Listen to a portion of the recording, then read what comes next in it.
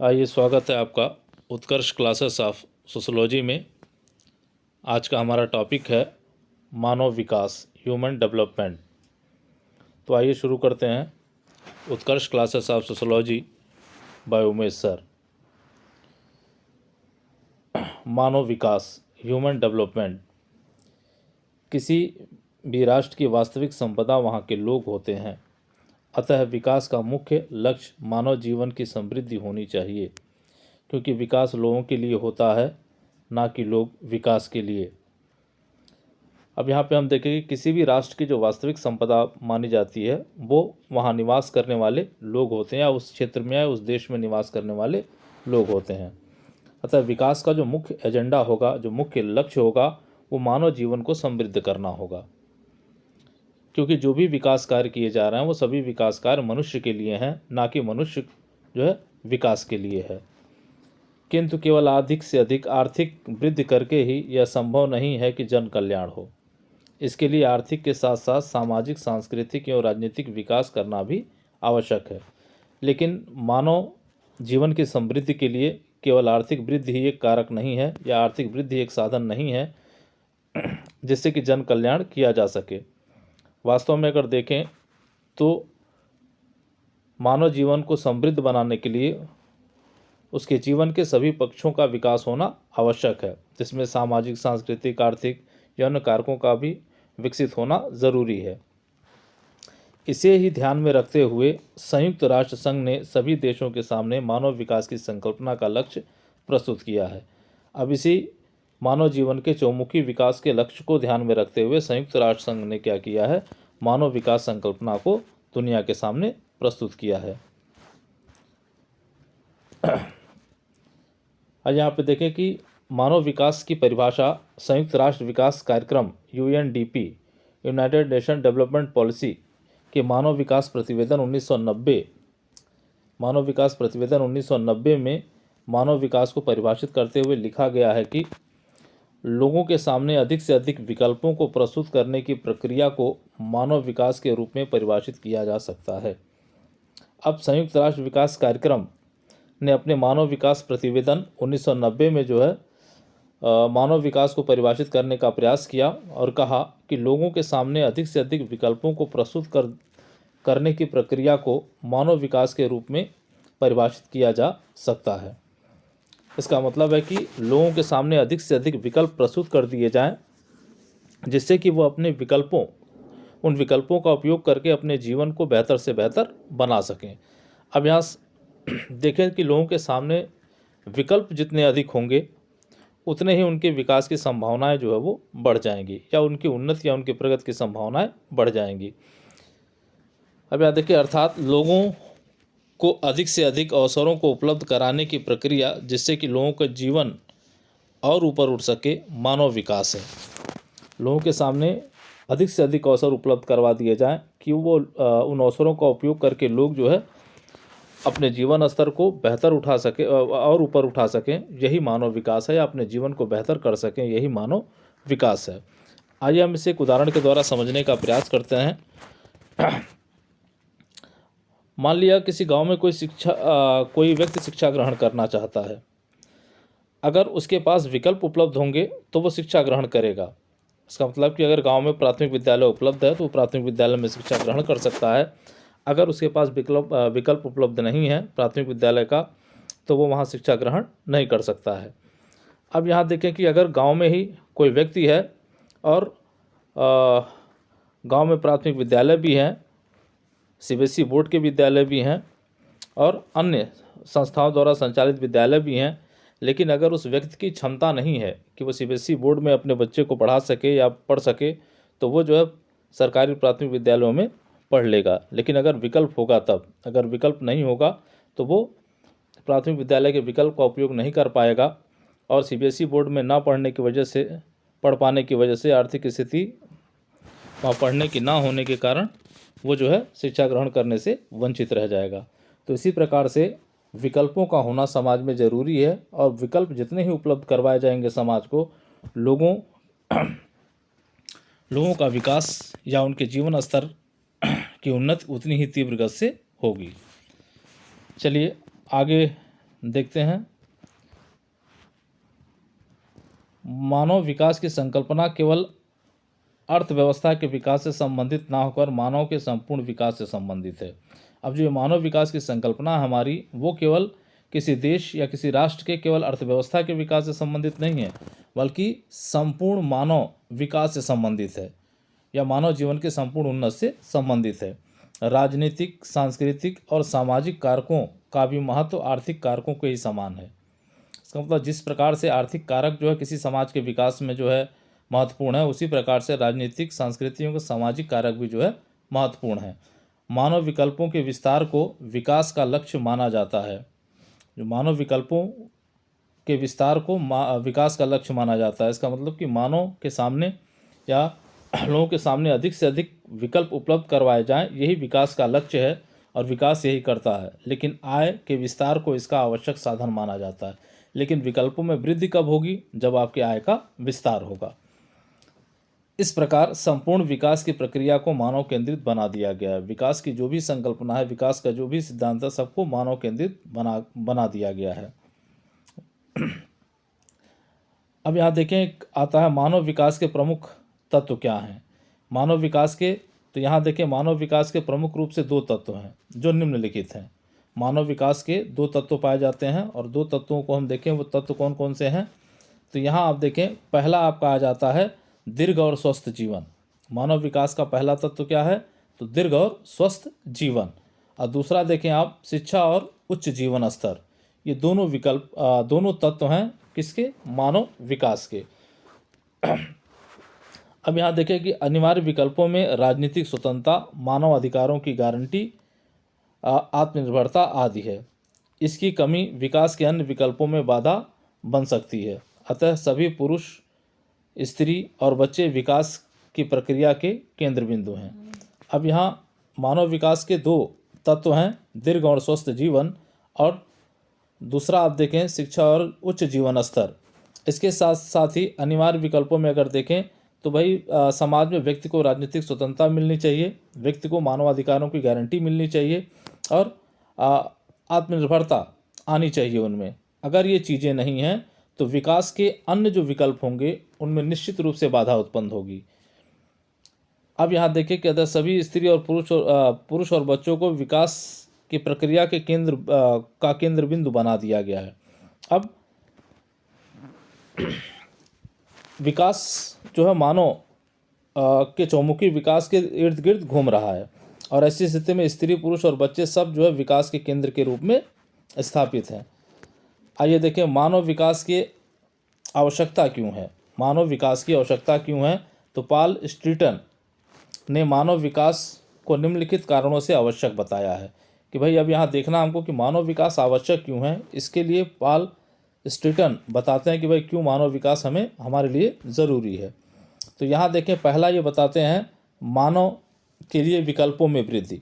अब ये कहते हैं कि मानव विकास इसलिए ज़रूरी है कि लोगों के विकल्पों में वृद्धि हो, और जितने ही विकल्पों में वृद्धि होगी उन विकल्पों का प्रयोग करके व्यक्ति अपने जीवन को बेहतर से बेहतर बना सकता है। दूसरा देखें, उत्पादन में वृद्धि के लिए मानव विकास आवश्यक। अब उत्पादन में वृद्धि के लिए भी मानव विकास आवश्यक है। अब जब विकल्पों में वृद्धि, उत्पादन करेंगे तो उत्पादन से जो है विकल्पों में वृद्धि होगी, तो विकल्पों में वृद्धि करने के लिए उत्पादन में वृद्धि करना ज़रूरी है। तो ये भी ज़रूरी है मानव विकास, इसलिए भी ज़रूरी है कि विकल्पों में वृद्धि हो भाई। तीसरा देखिए, पर्यावरण की रक्षा के लिए आवश्यक। अब मानव विकास जो है पर्यावरण की रक्षा के लिए भी आवश्यक है। चौथा देखें, गरीबी को कम करने के लिए आवश्यक। मानव विकास चौमुखी विकास की बात कर रहा है, शिक्षा, स्वास्थ्य, सारी चीज़ों में उन्नति की बात कर रहा है, तो निश्चित है कि आर्थिक व्यवस्था में भी सुधार करने की बात ये कर रहा है। पांचवा देखें आप जो है, स्वस्थ एवं सभ्य समाज के निर्माण के लिए आवश्यक। यदि हम स्वस्थ और सभ्य समाज का निर्माण करना चाहते हैं तो इसके लिए भी ज़रूरी है कि मानव का समुचित विकास हो या मानव का चौमुखी विकास हो। तो ये हो गया आपका छठवां। आप देखें, सामाजिक स्थिरता को बनाए रखने के लिए आवश्यक। अब सामाजिक स्थिरता को बनाए रखने के लिए भी मानव विकास आवश्यक है, क्योंकि कोई भी व्यवस्था तभी तक स्थिर बनी रहती है जब तक कि उस व्यवस्था में लोगों की आवश्यकताएं बेहतर से बेहतर तरीके से पूरी हो सकें। तो मानव विकास जो है लोगों की आवश्यकताओं को बेहतर ढंग से पूरे करने की बात करता है। इस वजह से समाज को स्थिर बनाए रखने के लिए भी मानव विकास आवश्यक है। सातवां देखें, जनसंख्या वृद्धि को कम करने के लिए आवश्यक। अब जनसंख्या को कम करने में भी मानव विकास की आवश्यकता है। तो मानव विकास के द्वारा जनसंख्या वृद्धि को भी कम किया जा सकता है। तो ये जो है 7 महत्वपूर्ण चीज़ें बताई गई जो है स्ट्रीटन के द्वारा। तो यहाँ पहला था मानव के लिए विकल्पों में वृद्धि करना। दूसरा था उत्पादन में वृद्धि के लिए मानव विकास आवश्यक है। तीसरा था पर्यावरण की रक्षा के लिए आवश्यक है। गरीबी कम करने के लिए आवश्यक है। स्वस्थ और सभ्य समाज के निर्माण के लिए आवश्यक है। छठवां था सामाजिक स्थिरता को बनाए रखने के लिए आवश्यक है। और सातवां था जनसंख्या वृद्धि को कम करने के लिए आवश्यक है। आइए अब देखें, मानव विकास सूचकांक पे चलते हैं और यहाँ से महत्वपूर्ण क्वेश्चन आपसे पूछे जाते हैं। तो यहाँ देखिए मानव विकास सूचकांक। तो यहाँ देखिए मानव विकास सूचकांक का विकास महबूब अल हक ने किया था। अब ये महबूब अल हक ने जो है मानव विकास सूचकांक का प्रयोग किया था। ये तमाम कंपटीशन की परीक्षाओं में आपसे पूछा जा चुका है। अब यहाँ देखें, संयुक्त राष्ट्र संघ ने मानव विकास की विज्ञप्ति 2005 में कहा गया है कि भारतवर्ष आज भी गुणात्मकता में बहुत पीछे है। जहाँ तक आर्थिक वृद्धि का प्रश्न है, भारतवर्ष अग्रणी देशों में अपना स्थान रखता है। अब संयुक्त राष्ट्र संघ की मानव विकास की विज्ञप्ति जो 2005 में आई, उसमें कहा गया कि भारतवर्ष जो है गुणात्मक विकास में भी बहुत पीछे है। और आर्थिक वृद्धि की अगर हम बात करें तो आर्थिक वृद्धि में भारत देश जो है वो अग्रणी स्थान रखता है। इसका मतलब कि आर्थिक वृद्धि बड़ी तीव्र गति से होती है, लेकिन उसकी तुलना में अन्य सामाजिक सांस्कृतिक और राजनीतिक क्षेत्रों में विकास बहुत ही धीमी गति से होता है। लेकिन जहाँ तक संतोषजनक जीवन ढंग का प्रश्न है, उसमें वो बहुत पीछे है। लेकिन जो जीवन ढंग है या हमारा जो जीवन स्तर है भारतवर्ष का, वो जीवन स्तर बहुत ही जो है निम्न है। तो जीवन स्तर या जीवन ढंग में बहुत हम पीछे हैं, या जीवन स्तर हमारा जो है दुनिया में बहुत निम्न है। विश्व के देशों में आज भी जहां मानव विकास आधार बताता है कि भारतवर्ष का स्थान 189 देश में 132वें स्थान पर है। मानव विकास सूचकांक जो निकाला जाता है वो 189 देशों का निकाला जाता है। उसमें भारत का जो स्थान है वो 132वें स्थान पर है। भारत मानव विकास की दृष्टि से विकसित देशों के अतिरिक्त श्रीलंका, इंडोनेशिया और खासतौर पर भूटान जैसे विकासशील देशों से भी पीछे है। अब यहाँ पे आप देखें कि जो मानव विकास सूचकांक निकाला गया है 2022 में जो रिपोर्ट आई, उस रिपोर्ट की अगर हम बात करें तो उस रिपोर्ट में भारतवर्ष 189 देशों का जो रिपोर्ट है उसमें भारत का स्थान 132वां है। और इस दृष्टिकोण से अगर हम देखें तो भारत जो है विकसित राष्ट्र से तो पीछे है ही है, छोटे छोटे विकासशील राष्ट्रों से भी, जैसे श्रीलंका, इंडोनेशिया, भूटान जैसे विकासशील राष्ट्रों से भी पीछे है। मानव विकास की गणना के लिए 3 प्रमुख संकेतांकों का प्रयोग किया जाता है। अब किसी राष्ट्र में मानव विकास हो रहा है कि नहीं हो रहा है, किसी समाज में मानव विकास हो रहा है कि नहीं हो रहा है, उसको जानने के लिए 3 संकेतांकों का प्रयोग किया जाता है जो निम्नलिखित हैं। आइए देखते हैं कौन कौन से संकेतांक हैं वो। तो ये संकेतांक भी आपसे जो है परीक्षाओं में पूछा जाता है कि भाई इनमें से कौन सा संकेतांक मानव विकास का नहीं है या कौन कौन से हैं। तो पहला देखें, जीवन प्रत्याशा। पहला संकेतांक है जीवन प्रत्याशा या औसत आयु जिसको हम बोले। दूसरा देखें शिक्षा का स्तर है, भाई साक्षरता की दर क्या है। और तीसरा देखें रहन सहन का स्तर क्या है या जीवन स्तर क्या है। तो यहाँ जो है 3 संकेतांक जो है आपके मानव विकास के हैं जिनकी चर्चा हम लोग आगे करेंगे। तो आप पहले तो ये देखें, महत्वपूर्ण है कि मानव विकास के 3 संकेतांक हैं और वो हैं जीवन प्रत्याशा, शिक्षा का स्तर, रहन सहन का स्तर। दूसरी बात हम कर लें इसी को, तो औसत आयु, साक्षरता की दर और जीवन स्तर। तो ये 3 जो है मानव विकास सूचकांक हैं। उपरोक्त तीनों आधारों पर संकेतक बनाना होता है। यही 3 आधार ऊपर के हैं जिनके आधार पर हम संकेतक बनाते हैं। और जिसका सूत्र क्या है, तो सूत्र है dimension index equal to actual value minus minimum value upon maximum value minus minimum value. तो ये जो है सूत्र है, इसी सूत्र के आधार पे मानव विकास सूचकांक को निकालने का प्रयास या मानव विकास सूचकांक निकाला जाता है। हिंदी में देख लें, यहाँ दिया गया आयाम सूचकांक बराबर वास्तविक मूल्य माइनस न्यूनतम मूल्य बटे अधिकतम मूल्य बटे न्यूनतम मूल्य। तो ये सूत्र है और इसी सूत्र के आधार पर मानव विकास सूचकांक को जो है कुछ मानदंडों के आधार पर निकाला जाता है। आगे यहाँ देख ले वो मानदंड कौन कौन से हैं जिसके आधार पर मानव विकास सूचकांक निकाला जाता है। तो यहाँ देखें, जीवन प्रत्याशा के लिए अधिकतम मूल्य 85 वर्ष और न्यूनतम मूल्य 25 वर्ष निर्धारित किया गया है। जो जीवन प्रत्याशा है या जो औसत आयु है उसके लिए अधिकतम मूल्य 85 वर्ष और न्यूनतम मूल्य 25 वर्ष जो है निर्धारित कर दिया गया है। इसी प्रकार शिक्षा के स्तर के लिए अधिकतम मूल्य 100% और न्यूनतम मूल्य 0% निर्धारित किया गया है। अब साक्षरता जो दूसरा मानव विकास संकेतांक है उसमें शिक्षा के लिए अधिकतम मूल्य 100% किया गया है और न्यूनतम मूल्य 0% रखा गया है। रहन सहन के स्तर के लिए अधिकतम मूल्य 40,000 अमेरिकी डॉलर और न्यूनतम मूल्य जो है 100 अमेरिकी डॉलर निर्धारित किया गया है। अब रहन सहन के स्तर के लिए जो अधिकतम मूल्य जो है 40,000 अमेरिकी डॉलर है और न्यूनतम मूल्य जो है 100 अमेरिकी डॉलर निर्धारित किया गया है। प्रत्येक क्षेत्र के स्तर के लिए 0 से 1 के बीच में वास्तविक मूल्य तय किया गया है। अब सभी ये जो भी ये बताए जा रहे हैं अधिकतम और न्यूनतम मूल्य जो वास्तविक और उनसे जो वास्तविक मूल्य तय किया गया है वो 0 से 1 के बीच में तय किया गया है। संपूर्ण विश्व के देशों को मानव विकास के आधार पर 3 खंडों में बांटा गया है। अब इसी सूत्र के आधार पर प्रत्येक देश को जो है या सभी देशों को विश्व के सभी देशों को 3 भागों में बांट दिया गया है। तो यहाँ देखें, पहले भाग में कौन आते हैं? उच्च मानव विकास वाले देश। पहले भाग में कौन आएंगे? उच्च मानव विकास वाले देश जिनका सूचकांक जो है 0.800 तथा इससे ऊपर होता है। जो देश 0.800 जिनका मानव विकास सूचकांक पहुँच जाता है वो जो है मानव विकास के उच्चतम शिखर पर होते हैं और ये 0.800 से ऊपर और ये पूरा 1 तक जाता है, जो है 1 ही तक होता है, 0 से 1 के बीच होता है तो 1 तक जाएगा ये, तो 0.800। मध्यम वर्ग वाले कौन हैं? तो मध्यम वर्ग वाले इससे नीचे वाले हैं जिनका संकेतांक क्या होता है 0.500 से 0.799 तक। भाई 0.799 तक जब तक हम रहेंगे तब तक मध्य मानव विकास वाले देश में हमारी गिनती होगी। जैसे इसके ऊपर 0.800 में जाएंगे हम उच्च मानव विकास वाले देश में आ जाएंगे।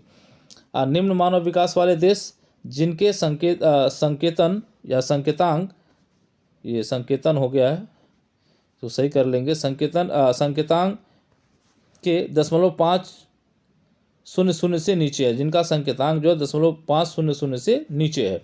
इसका मतलब है कि 0.500 होगा तो आप मध्यम मानव विकास वाले देश में हो जाएंगे, तो उससे नीचे इसका मतलब कि 0.499 तक अगर हम देखें तो वो निम्न मानव विकास वाले देश के अंतर्गत आते हैं। तो ये प्रत्याशा के लिए अधिकतम मूल्य और न्यूनतम मूल्य के आधार पर हम देखें तो सूत्र की अगर हम बात करें तो कोई भी संकेतांक जब आपको निकालना हो तो आप आराम से इससे जो है आपके मानव विकास सूचकांक को निकाला जा सकता है।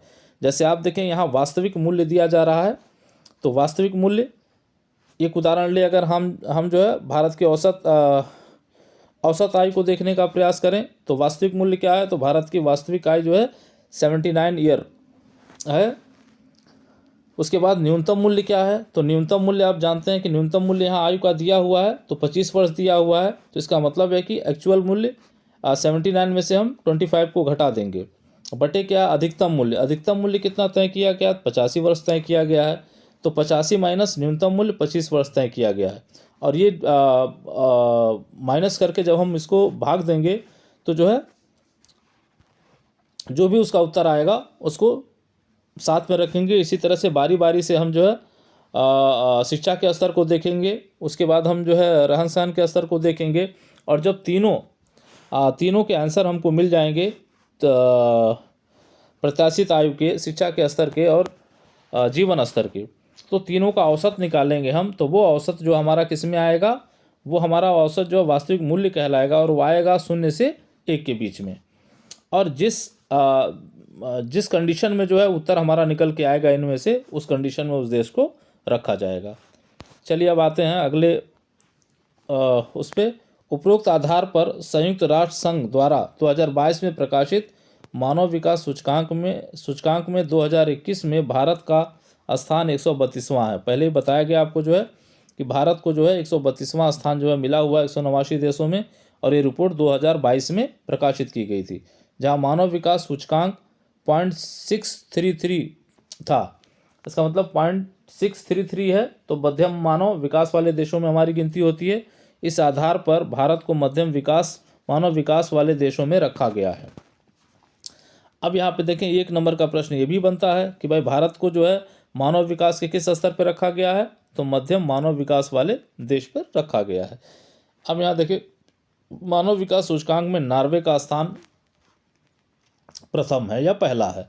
नॉर्वे जो है पहला मानव विकास सूचकांक में पहला स्थान रखने वाला देश है। तो ये भी कभी कभी पूछ लेता है 1 नंबर में, तो इसको भी आप ध्यान रखेंगे। मध्य मानव विकास वाला ये भी याद रखेंगे। 132वां स्थान मिला है, ये भी याद रखेंगे। अब आए जीवन प्रत्याशा को हम देखते हैं, जो मानव विकास सूचकांक है आपका, उसकी हम चर्चा करते हैं। तो यहाँ जीवन प्रत्याशा, तो जीवन प्रत्याशा को हम समझने का प्रयास करेंगे। तो यहाँ देखें, भारत में बढ़ते हुए स्वास्थ्य सुविधाओं के कारण जीवन प्रत्याशा में तीव्रता से वृद्धि हुई है।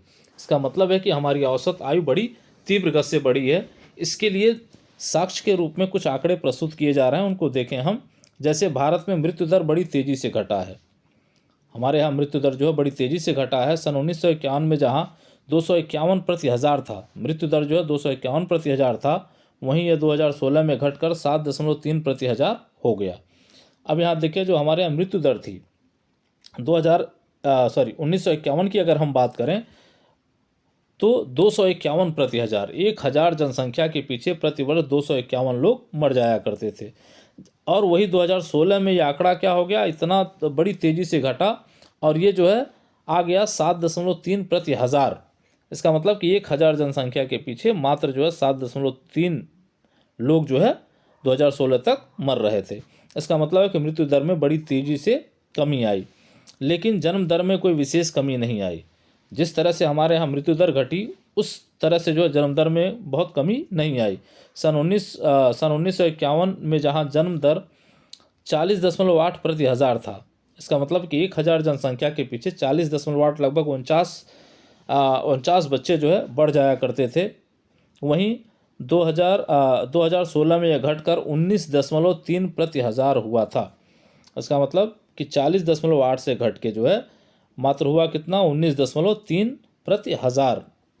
इसका मतलब कि अब जो है 2016 तक जो है 1000 जनसंख्या के पीछे 19.3 बच्चे जो है वो बढ़ जाया करते थे। तो लगभग आधा कम हुआ, जो है जन्म दर आधा हो गया। शिशु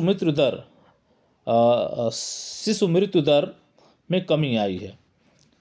प्रसव के दौरान जो बच्चे जन्म लेते हैं उनकी मृत्यु की दर में कमी आई है। सन 2001 में जहां शिशु मृत्यु दर 71 प्रति हज़ार था, 2001 में जो शिशु मृत्यु दर था वो 71 प्रति हज़ार जीवित जन्म था। जो बच्चे 1000 बच्चे जो जन्म लेते थे, उसमें से 71 बच्चे जो है वो मर जाया करते थे। 2001 का आंकड़ा ये बता रहा है। वहीं 2006 में यह घटकर 57 प्रति हज़ार जीवित जन्म हो गया। 2006 में ये घटकर जो है 57 प्रति हज़ार, 1000 बच्चे जो जन्म लेते थे जीवित जन्म, वो जो है उनमें से 57 मर जाया करते थे। जबकि सन 2018 में यह घटकर 32 प्रति हज़ार जीवित जन्म हो गया। 2018 में यह घटकर कितना हुआ है, तो 1000 बच्चों के जीवित जो जन्म लेने वाले बच्चे हैं, उनमें 32 बच्चे जो है वो मर जाया करते हैं। प्रजनन दर घटा है। स्त्रियों का जो प्रजनन दर है वो घट गया। सन 1951 में जहां प्रजनन दर 6 बच्चे प्रति स्त्री था, औसत जो था वो 6 बच्चे प्रति स्त्री, औसतन 1951 में एक महिला जो है 6 बच्चों को जन्म दिया करती थी। वहीं सन 2009 में यह घटकर 2.6 बच्चे प्रति स्त्री हो गया। 2009 में घटकर कितना हुआ, ये 2.6 बच्चे प्रति स्त्री। अब जबकि 2019 का आंकड़ा बताता है कि यह घटकर कहाँ पहुँच गया, तो 2.20 बच्चे प्रति स्त्री पे पहुँच गया। इसका मतलब कि अब हम जो हम दो हमारे दो की जो बात करते थे, अब उस स्तर पे हम पहुंचने की स्थिति में आ गए हैं। चलिए आगे चलते हैं, हम देखें तो यहाँ देखें, इस प्रकार हमारे स्वास्थ्य सुविधाओं में हुए सुधार एवं पोषण स्तर में वृद्धि के कारण हमारे जीवन प्रत्याशा में वृद्धि हुई है। ये सब जो आंकड़े आपको दिए जा रहे हैं, उन आंकड़ों में सुधार का एक कारण है कि हमारी स्वास्थ्य सुविधाएं सुधरी हैं, हमारे पोषण का स्तर सुधरा है, इस वजह से हमारी जीवन प्रत्याशा जो है वो बढ़ी है। भारत में सन 1951 में औसत आयु जहाँ 36.6 वर्ष थी, जो 1951 में हमारे यहाँ जो औसत आयु थी, जो प्रत्याशित आयु थी हमारी, वो 36.6 वर्ष थी, जिसमें पुरुषों की औसत आयु 37.1 वर्ष थी, वहीं स्त्रियों की औसत आयु जो है 36.2 वर्ष थी। जनगणना 2001 में औसत आयु बढ़कर 79 वर्ष हो गई। 2051 में आप देखें, और 1951 में आप देखें तो 36.6, और 2011 में आप देखें तो 79 वर्ष जो है हो गई है, जिसमें पुरुषों की औसत आयु 78 वर्ष एवं महिलाओं की औसत आयु 80 वर्ष है। तो इस तरह से देखें हम तो भारत में प्रत्याशित आयु में वृद्धि हुई है। दूसरा हम देखें शिक्षा का स्तर, हम देखें तो यहाँ देखिए भारत में स्वतंत्रता के बाद से साक्षरता दर में वृद्धि हुई है। सन 1951 में जहाँ साक्षरता दर 18.53% थी, वहीं सन 2001 में यह बढ़कर 64.54% हो गई थी, जबकि 2011 में यह बढ़कर 74.04 हो गई थी। अब शिक्षा के दर की अगर हम बात करें तो बड़ी तीव्र गति से बढ़ा। हम देखें 1951 में जहाँ 18.53% ही लोग साक्षर थे, वहीं 2001 का जब हम आंकड़ा उठाते हैं तो 64.54% लोग जो है वो साक्षर हो गए। जब 2011 की जनगणना का रिपोर्ट हम देखते हैं तो यहाँ 74.04 मिलता है हमें जो है, जिसमें पुरुषों की साक्षरता दर कितनी है, 82.14%। पुरुष की साक्षरता दर महिलाओं की तुलना में बहुत अधिक है। महिलाओं की साक्षरता दर कितनी है, 65.46% है। अभी हाल ही में देखें, राष्ट्रीय सांख्यिकी कार्यालय के अनुसार वर्तमान साक्षरता दर कहाँ पहुँच गई है, तो 77.70%। अभी तक तो हम 74.04 को ही एथेंटिक मानेंगे, अगर परीक्षा में पूछता है ये तो 74.40 एथेंटिक है। अगर नाम लेके पूछता है कि राष्ट्रीय सांख्यिकी कार्यालय के अनुसार वर्तमान साक्षरता दर कितनी है, तो 77.70 है, जिसमें गांव की साक्षरता दर 73.5% और शहर की साक्षरता दर 87.7% है। यहाँ एक चीज़ और जोड़ लें आप जो है, सबसे अधिक साक्षरता दर वाला जो राज्य है वो केरल है, केरल, और जो सबसे कम साक्षरता वाला राज्य है वो बिहार है। और बिहार के बाद किसका नाम आता है, तो वो नाम आता है उत्तर प्रदेश का। तो साक्षरता के आधार पर या सबसे अधिक साक्षरता की दर कहाँ पाई जाती है, तो वो केरल में पाई जाती है। सबसे न्यूनतम साक्षरता की दर कहाँ है, तो वो बिहार में है। तो इसको आप इंक्लूड कर लेंगे इसमें, अगर आप नोट्स बनाते हैं पढ़ते हैं तो जानकारी आपको होनी चाहिए। तीसरा देखिए रहन सहन का स्तर। तो अब यहाँ देखिए रहन सहन का स्तर क्या है, तो भारत में हो रहे आर्थिक विकास के परिणाम स्वरूप प्रति व्यक्ति आय में निरंतर वृद्धि हुई है। तो जो आर्थिक विकास हो रहा है उस आर्थिक विकास का परिणाम यह है कि प्रति व्यक्ति आय में निरंतर वृद्धि हो रही है।